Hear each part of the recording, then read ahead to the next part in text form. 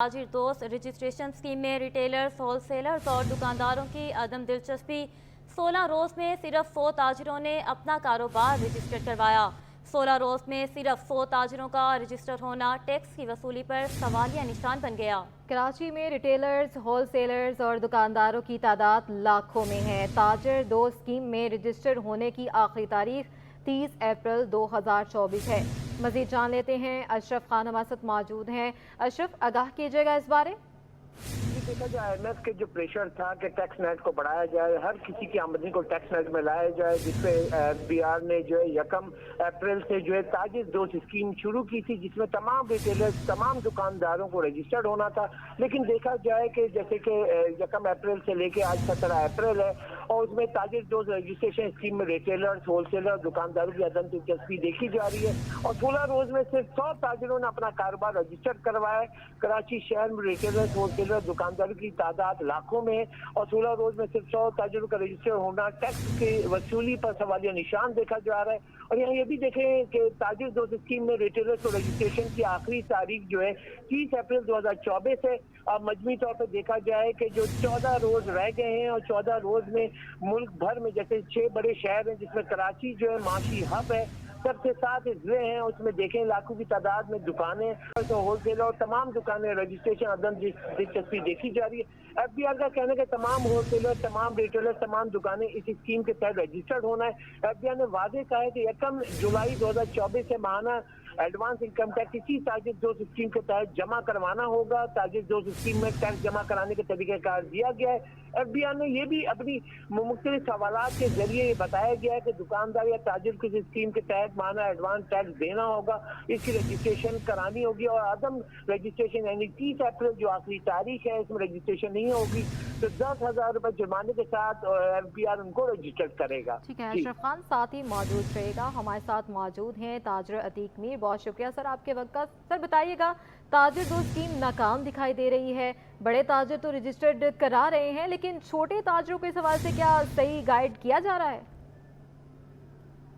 دیکھیے، یہ پہلو کہ بلا مشاورت کی جب بھی کوئی اسکیم آئی ہے، جب بھی اس کے سیاہ و سفید کو نہیں دیکھا گیا تو اس کی ناکامی کے چانسز زیادہ ہو جاتے ہیں۔ تو چھوٹے تاجر کبھی بھی یہ نہیں کہتے کہ ٹیکس نہیں دیں گے یا فائلر نہیں بنیں گے، بلکہ یہ تو ایک ترغیب موجود ہے چھوٹے تاجروں میں کہ وہ اس طرف آنا چاہتے ہیں، آ بھی رہے ہیں، لیکن اس قسم کی اسکیموں کے ذریعے کبھی بھی ٹیکس نیٹ بڑھ نہیں سکتا، ٹیکس کلچر کبھی فروغ نہیں پا سکتا، اور کبھی بھی ایک اچھا ریونیو حکومت کو نہیں مل سکتا۔ یہ اسکیم جس کے بارے میں دیکھیں دنیا بھر میں یا تو سیل پر ٹیکس ہوتا ہے یا انکم پر ٹیکس ہوتا ہے، یہ کیسی اسکیمیں لے کر آتے ہیں؟ کبھی دیکھیے کہا جاتا ہے کہ اگر آپ کی جائیداد کا سائز 1000 مربع فٹ ہے تو ٹیکس وہ نیٹ میں آ جائے گا، اگر آپ کا بجلی کا بل 50 لاکھ سالانہ ہے تو وہ بھی نیٹ میں آ جائے گا، اگر اے سی مال میں آپ کی دکان ہے تو اس کو انٹیگریشن میں آنا پڑے گا۔ اس قسم کی جو ہے مکانہ یہ میزان جو لگاتے ہیں وہ ہمیشہ یہ منہ کی کھاتے ہیں۔ اب بھی میں یہ بات کہتا ہوں، بیٹھ کے مشاورت کریں، تاجر جانتا ہے کہ کیا طریقہ کار بہتر ہے۔ ماضی میں ہم نے خود بھی ٹیکس ادا کرنے کے طریقہ کار وضع کیے، ٹیکس ادا کیے، لیکن اس کے بعد یہ آئی ایم ایف سے تو حکم مان لیتے ہیں، لیکن جو اسٹیک ہولڈرز ہیں ان سے کبھی بیٹھ کے بات نہیں کرتے کہ ان کو کس طریقہ کار یہ وافق ہے اور اس میں کیا کیا منفی پہلو ہے۔ اب بھی دیکھیے یہ ایڈوانس ٹیکس اور دیگر جو طریقہ کار ہے، ٹھیک ہے، یہ ایک واضح بات نظر آ رہی ہے کہ حکومت چاہتی ہے کہ ڈاکومنٹیشن یہ مالیاتی نظام ہو جائے، حکومت چاہتی ہے کہ سیل ٹیکس مسلط ہو جائے۔ یہ ایک پورا ایک سبجیکٹ ہے، اتنی راتوں رات اگر کوئی سمجھتا ہے کہ اس معیشت میں جس میں سروائیو کرنا مشکل ہے، جس میں لوگوں کے بڑے بڑے سیزن پٹ رہے ہیں، جس میں دکانیں بند ہو رہی ہیں، جس میں اخراجات بڑھ رہے ہیں، ان امپلائمنٹ بڑھ رہی ہے، یوٹیلیٹی بلز ادا کرنا بھاری ہو رہا ہے، اس میں ایک دم اٹھا کے ایک نیا ٹیکس سسٹم اور اس میں بھی اس قسم کی باتیں ہوں کہ وہ اس کا میزان، اس کا معیار، اس کا طریقہ کار یہ ہو جو کہ بتایا گیا ہے، تو میں یہ سمجھتا ہوں کہ یہ اسکیم कितना भी जुर्माना कर ले, कितनी टीमें बना लें मार्केटों में, फिर आके तो देखें हम तो इस महंगाई के हाथों, इस बदतरीन मुआशी सूरत हाल के हाथों पहली इनकलाबी जहन लेके बैठे हैं। अब मजीद छेड़ेंगे, मजीद ये आजमाएंगे तो फिर हम भी बाजू रखते हैं और ये मुंह की खाएंगे हमेशा की तरह। मैं कहता हूँ इस मुल्क की खातिर हम हर तरह की कुर्बानी देने के लिए तैयार हैं, लेकिन हिस्सा व कदरे जुस्सा तो हो। आप खुद तो चार लोगों को बगैर मुल्क की दौरे पे जाना है, आप 40 लोग लेके जाते हैं, ये सारे मनाजिर देखने के बाद दिल जलता है। अच्छा अतीक मीर साहब, हमने देखा कि कुछ ताजरों का कहना है कि हमारे पास टच मोबाइल नहीं है, कुछ ने कहा कि हमें तो मोबाइल ऐप यूज़ ही करना नहीं आती, तो 14 दिन बाकी रह गए हैं रजिस्टर होने में। आप क्या समझते हैं ये ऐप जो है ये ज़्यादा देर तक चल सकेगी? बिल्कुल भी नहीं। मैंने पहले आपसे कहा कि देखिए हमारी मैशियत इस वक्त बिल्कुल दलदल में फंसी हुई है, इसको सहारा देने की जरूरत है। आप एक दरख्त जिसको दीमक लगी है, जो खिजा रसीदा है, उससे आप अगर ज्यादा फल चाहते हैं तो उसको खाद चाहिए, उसको पानी चाहिए, उसको धूप चाहिए, उसको ग्रोथ के तरीका कार चाहिए। वो ग्रो करेगा तो मजीद फल देगा। लेकिन ये यहाँ तो मैशत का शजर सूखता जा रहा है और आप उसके बारे में असेसमेंट ये कर रहे हैं कि पहले से ज्यादा इससे हम फसल लेंगे, ऐसा मुमकिन नहीं है। ये बैठ के बात करने की जरूरत है। अब अहकामात नहीं चलेंगे, अब तरीकाकार वक्त और हालात के मुताबिक जो पॉलिसी होगी उस पर बात होगी, वो पॉलिसी कामयाब होगी। उसके अलावा बाजी की तरह जब भी बगैर मुशावरत की कोई पॉलिसी आई वो नाकाम होगी और उससे सिवाय इसके कि मार्केटों में अनारकी फैलेगी, लोग सामने खड़े होंगे, जबरदस्ती ये निजाम चल ही नहीं सकता। अच्छा सर, अगर आप सबके साथ ताजरों के साथ मिलकर अगर मुशावरत करती है हुकूमत, तो आप क्या कहना चाहेंगे कि क्या तरीक़ाकार होना चाहिए टैक्स नेट का?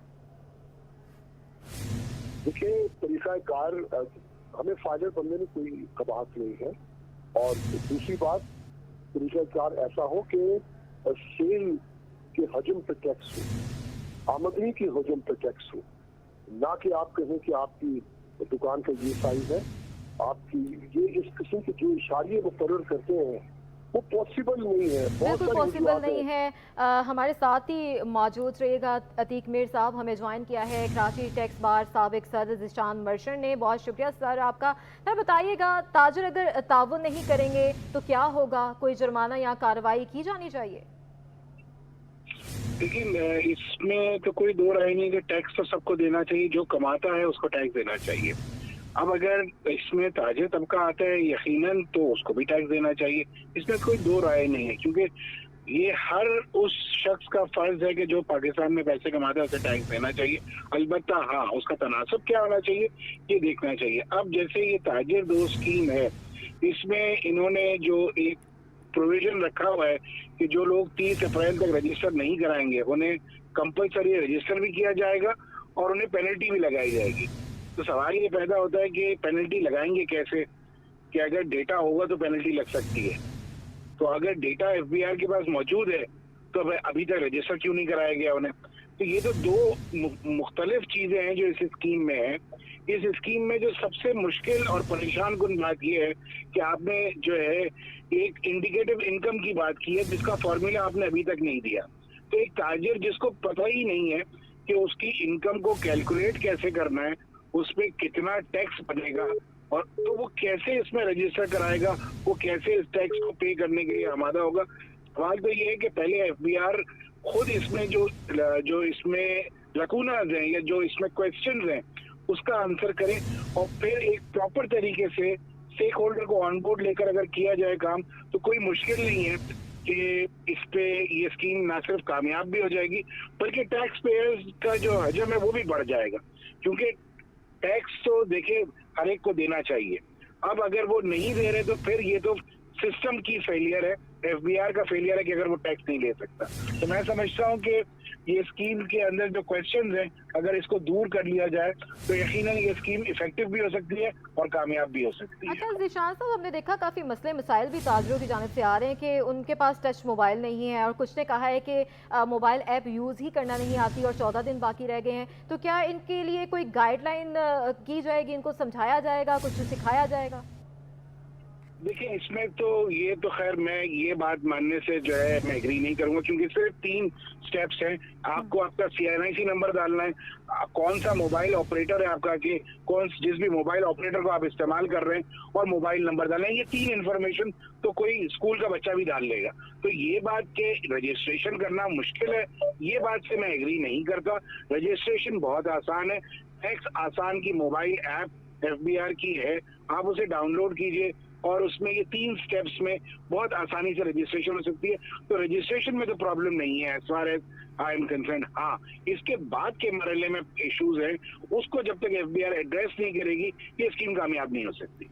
बिल्कुल, स्कीम तब तक कामयाब नहीं हो सकती। तो अगर 30 तक 14 दिन बाकी रह गए हैं, तब तक अगर रजिस्टर्ड नहीं होते ताजर, तो क्या तारीख एक्सटेंड की जाएगी या कोई दूसरा तरीक़ाकार भी है? तब तक किस तरह से कलेक्ट किया जाएगा टैक्स? मैं समझता हूँ कि तारीखें एक्सटेंड करनी पड़ेगी कि आप ये देखें कि अभी ये छुट्टियां आ गई और दूसरी बहुत सारी चीजें आई, स्कीम के बारे में क्लैरिफिकेशन नहीं थी, क्लैरिटीज आ रही है। तो ये तो इन्हें रजिस्ट्रेशन की डेट तो एक्सटेंड करनी पड़ेगी। उसकी बुनियादी वजह ये भी है कि चूंकि स्कीम का इतलाक 1 जुलाई से 15 जुलाई को पहला टैक्स भरना है, तो अभी तो मैं ये समझता हूँ कि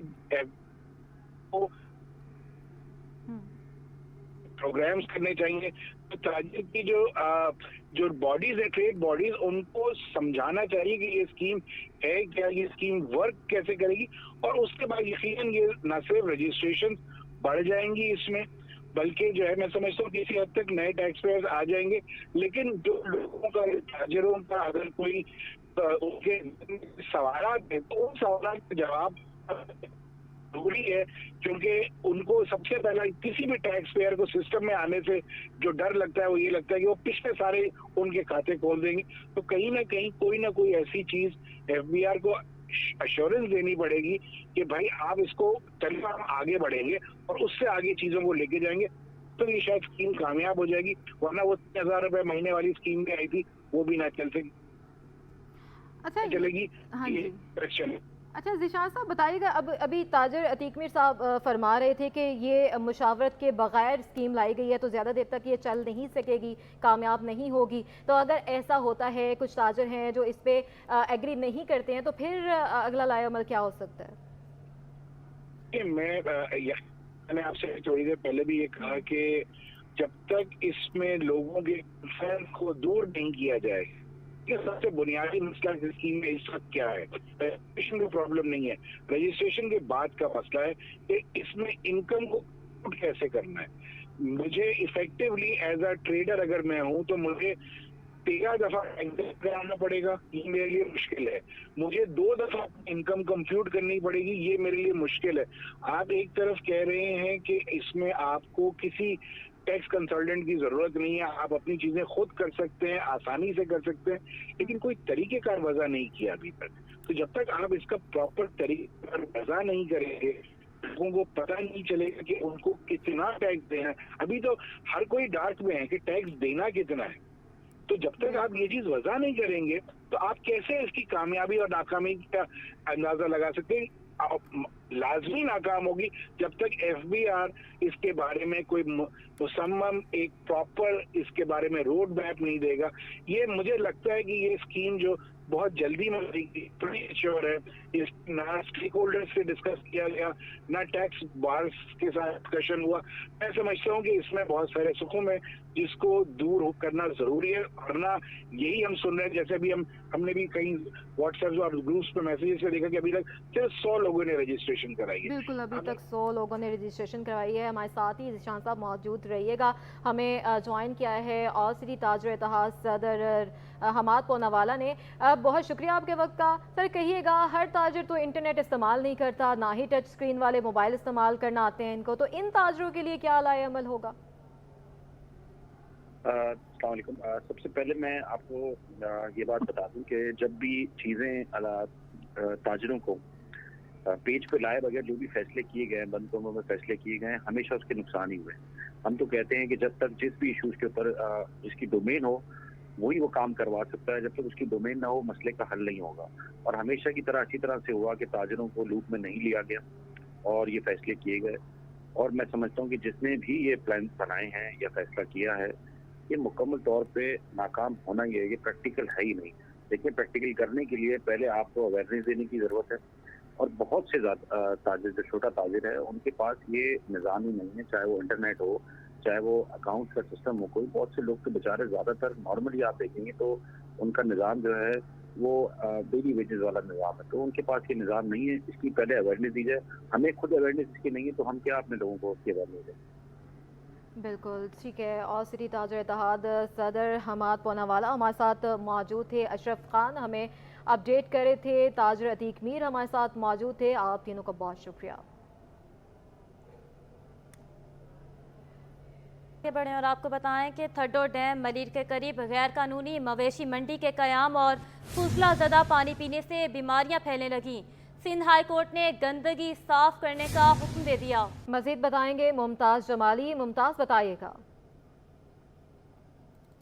دیکھیں جی، اس وقت میں موجود ہوں سندھ ہائی کورٹ کراچی میں. آج تھدو ڈیم ملیر کے قریب غیر قانونی مویشی منڈی لگانے اور اس مویشی منڈی سے جو فضلہ زدہ پانی ہے اس سے بیماریاں پھیلنے سے متعلق درخواست پر سماعت ہوئی ہے. درخواست گزار کے وکیل محمد داؤد نارو جو ہمارے ساتھ موجود ہیں، ان سے جانیں گے سر یہ درخواست کس کی جانب سے دائر کی گئی ہے، اس کا کیا موقف ہے اور عدالت کی جانب سے آج کیا آرڈر؟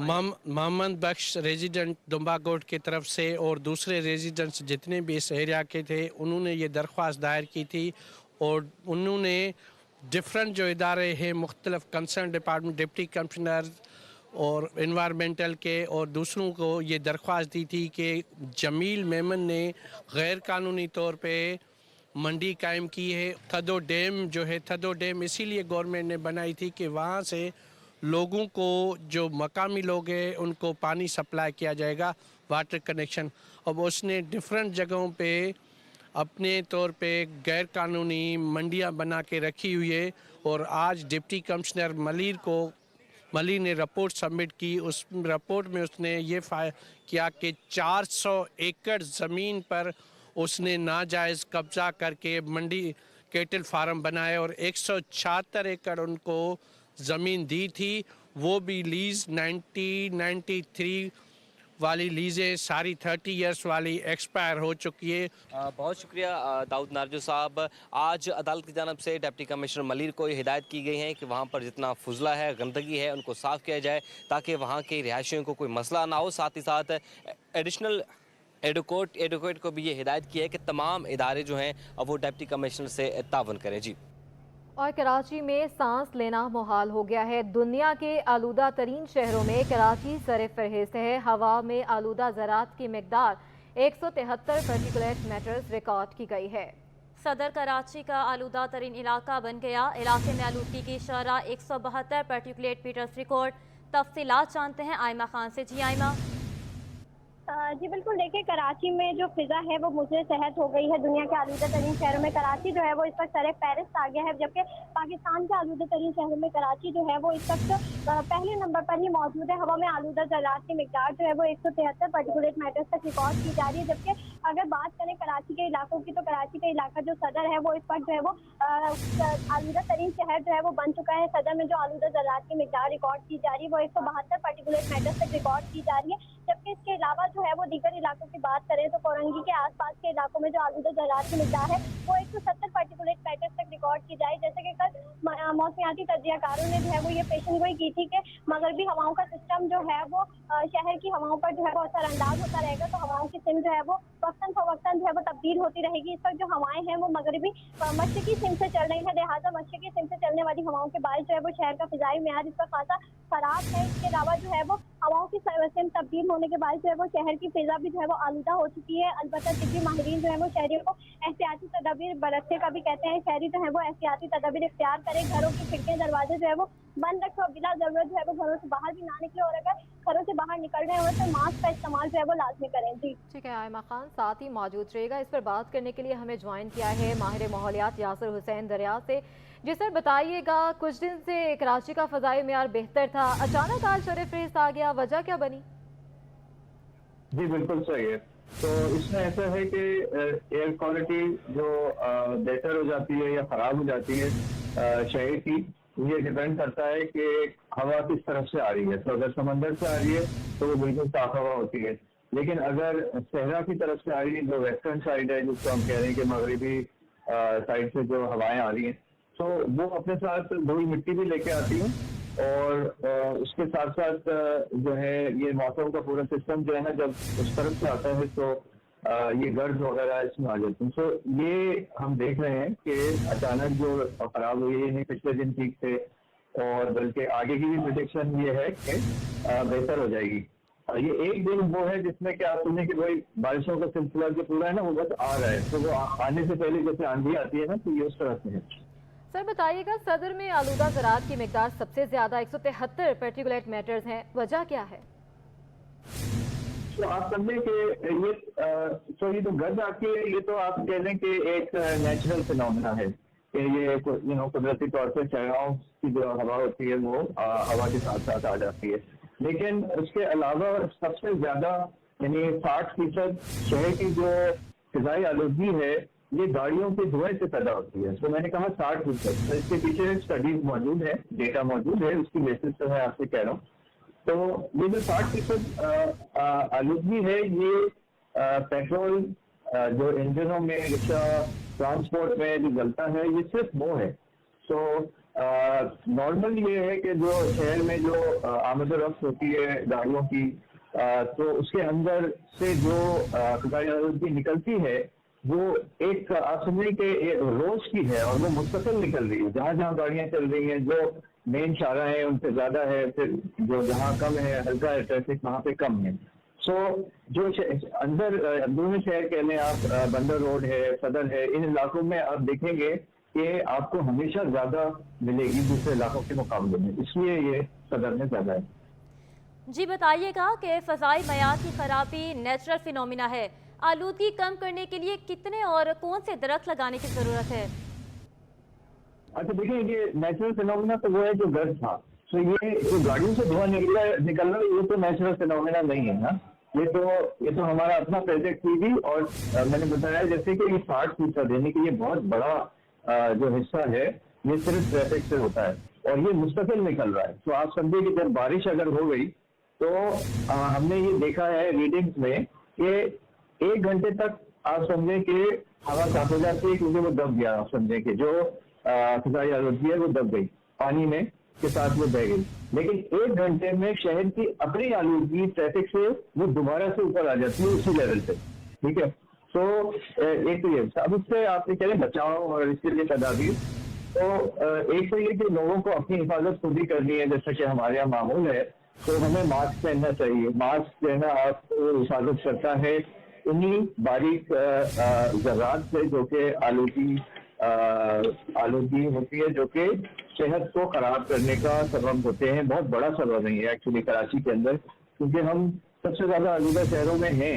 और दूसरी तरफ ये कि जैसे आपने कहा कि दरख्त, तो दरख्तों का ये है कि दरख्त कार्बन डाइऑक्साइड को तो ऑक्सीजन में तब्दील कर देते हैं, लेकिन जो दीगर गैसेस और जहरीली गैसेस जो पेट्रोल और डीजल जलने से हर गाड़ी में से निकलती हैं, यानी नाइट्रोजन ऑक्साइड और सल्फर ऑक्साइड, ये जहरीली गैसें, इनका दरख्त कुछ भी नहीं कर सकते, बल्कि उल्टा दरख्तों को इनका भी नुकसान होता है। इसका वाहिद तरीका ये है, और ये आप देखेंगे अगले सालों में कि इलेक्ट्रिक व्हीकल्स आ जाएंगी, यानी कि वो गाड़ियां जो कि पेट्रोल के ईंधन से चलती हैं, डीजल के ईंधन से चलती हैं, बसें, वो आहिस्ता आहिस्ता सारी की सारी। माहिर माहौलियात यासिर हुसैन दरिया हमारे साथ मौजूद थे। आयमा खान हमें अपडेट करी थी, आप दोनों का बहुत शुक्रिया।